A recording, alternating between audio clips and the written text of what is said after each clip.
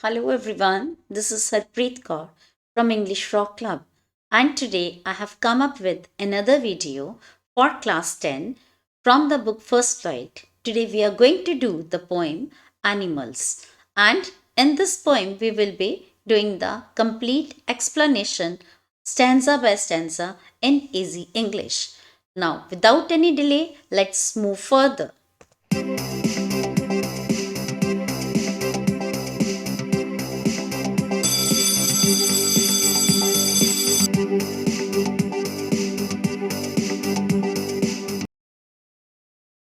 Okay, so the name of the poem the title of the poem is Animals, and here we are going to see what the poet Walt Whitman tells us about animals. So, uh, the poet here tells us what he feels about the animals and how he wants to relate with the he is related with the animals. The poet tells us that he feels more at home with animals than human beings, whom he finds complicated and false. For the poet, the human beings are complicated and they are not in their true self, so he wishes to be staying with the animals. In the first lines of the stanza, let us just have a look. I think I could turn and live with animals. Here, the poet is expressing his desire to turn. That means to go towards the animal. From the human beings, he wishes to turn towards the animal, and he just want to turn himself also into an animal. And from he wants to be with the animals and live with animals. Why he wishes to live with animals, that is explains here. They are so placid and self-contained. So the animals are quite placid. They do not show false faces, and they are self-satisfied also. They are self-contained. That means they are self-satisfied. They are satisfied with whatever they have. I stand and look at them long and long. So poet says that can stand near the animals and he keeps looking on them for a longer time. He never, uh, tires of get tired of. He never get tired of looking at the animals because he find them very placid, very truthful, and they are self-contained also. Further, he in the next lines he is explaining why he is liking the animals more than human beings. They here stands for the animals. They do not sweat and whine. Okay, so the poet says that they do not sweat and whine about their condition. He has seen the human beings always crying and complaining about their condition, that they should not be, their life should not be like this, and they deserved something else. But he said that I have never seen an animal whining or crying over their condition, whatever they have. They feel satisfied with that, and they do not lie awake in the dark. In the dark here stands for the night. Okay, the poet wants to say that at night human beings cry over their sins. They weep for their sins. Human beings do not have a proper sleep. They do not sleep properly. Okay, they do not get proper sleep because they are worried over the things. They weep for their sins, for what sins are what they have done, and they have not done the truthful thing. They are they have inflicted some kind of injury, some kind of hurt to the others. So that is why they do not have a proper sleep at night, and they lie awake in the dark. They lie awake in the night and keep thinking and crying over what they have done.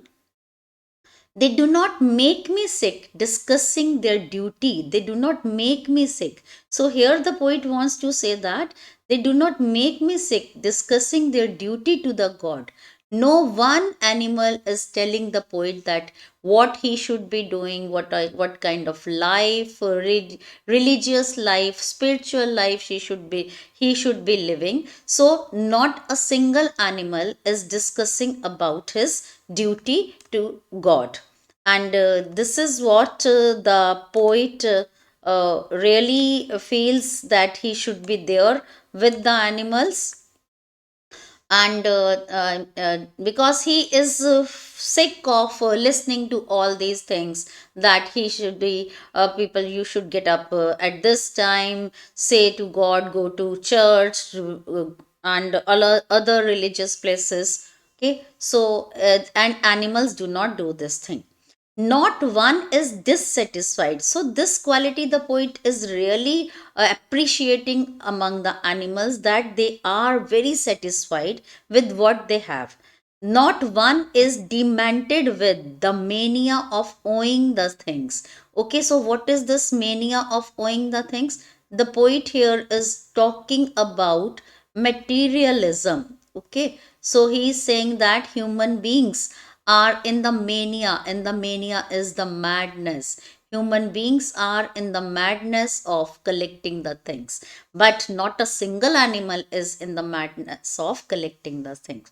No one kneels to another. So the poet here wants to say that not a single animal kneels to another. So as here the poet says that everyone in the animals is the same. They do not have the higher status or lower status. No one is better than other. That is why they had to kneel, or they need to bow down. So kneeling here is bowing down. They nobody bow down to the other, nor to his kind. Okay, not to his kind. His kind is the same. Unlike human beings, out of human beings have to pay respect to others, and okay, and they have to bow down, they have to resign for to others because of their power, because of their rank. And he also, the poet here is let us just reread the line. Not one kneels, so not one kneels to another, nor to his kind that lived thousands of years ago.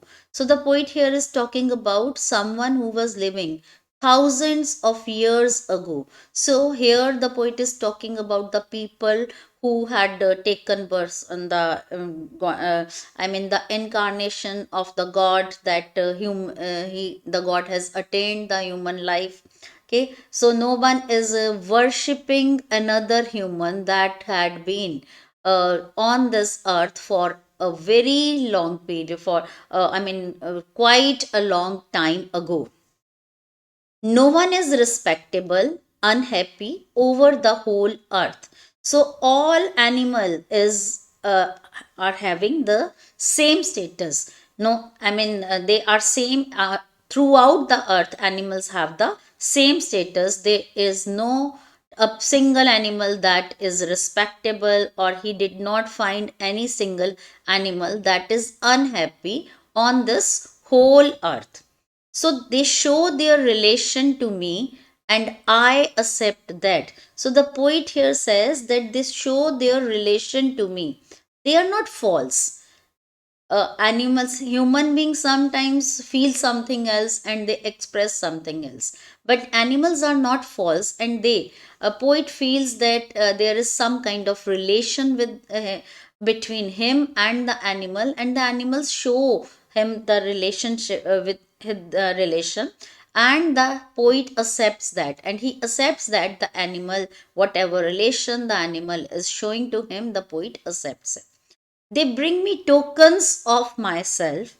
They evince them plainly in their possession. So the poet is saying that the animals bring me tokens. The animal is bringing him request, respect, sorry, and the sense of belongingness, and that is plainly in their possession. They evince them. I mean, it's not that they are showing false things, that they do not have something and they are presenting something else. They are so plain headed, they are so simple in expressing their love also.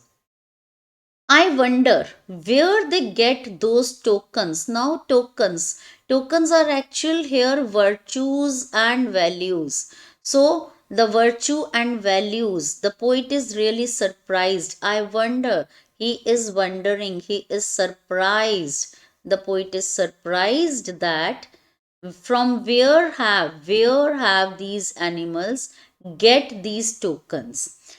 Did I pass that way huge times ago? Did I here is symbolic to all the humans here. So the poet wants to say, did I pass that way?